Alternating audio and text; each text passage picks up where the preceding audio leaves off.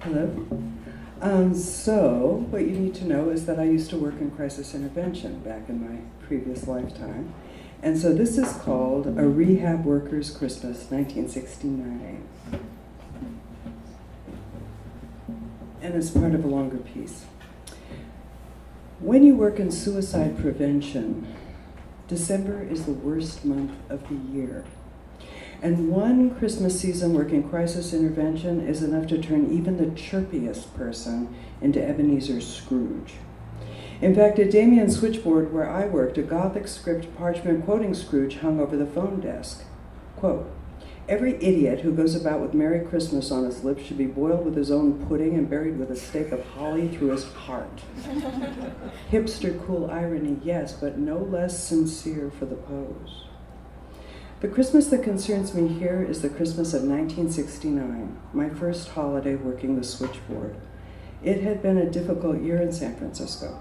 Hard drugs had found their way into the hate, and with them came a new hunger, a new violence, a new desperation. Everyone was affected. If you didn't use, you had friends who did. If you lived in the hate, you'd been ripped off at least once, and you routinely saw the gray ghosts of former friends shivering in doorways, rubbing their arms. Iron bars were starting to appear on windows. That year, December came in on an angry tide. Only 20 shopping days left, the AM radio announcer told us. And already the Damien switchboard call log read like a counterculture sneer at traditional family romance and the joys of the season. People had family nearby, or they didn't. Either way, they were miserable during the holidays. It was hard not to be cynical. By the time only 4 shopping days left rolled around, we desperately needed a party. We held our annual solstice celebration on December 21st. The large wooden table in Jenny Tripp's kitchen bowed under the weight of the bountiful vegetarian buffet. Candles blazed everywhere, and in the corner of Jenny's kitchen stood a live Christmas tree decorated with cranberries, tinsel stars, and paper birds.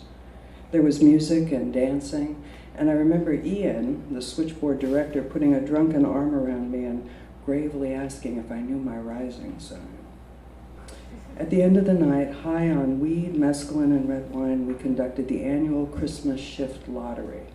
The time slot I pulled was 2 to 6 a.m., early Christmas morning. Not the worst shift, but as my mentor Speed McCurry told me later, it was no cakewalk either.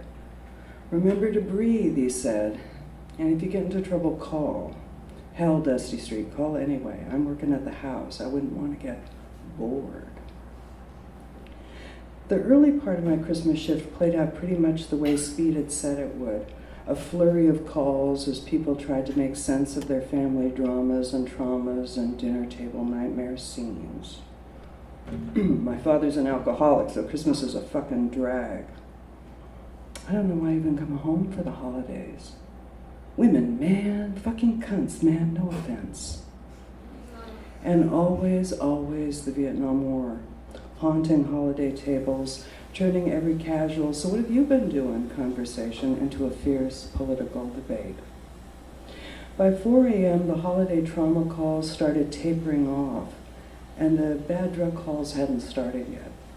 My partner George brewed a fresh pot of coffee, and we were listening to the jazz and blues mix on KSAN, our local FM station, catching our breath, munching cookies, biding our time, waiting for the strung-out junk transmissions to start, waiting for what Speed called the Burroughs Hour.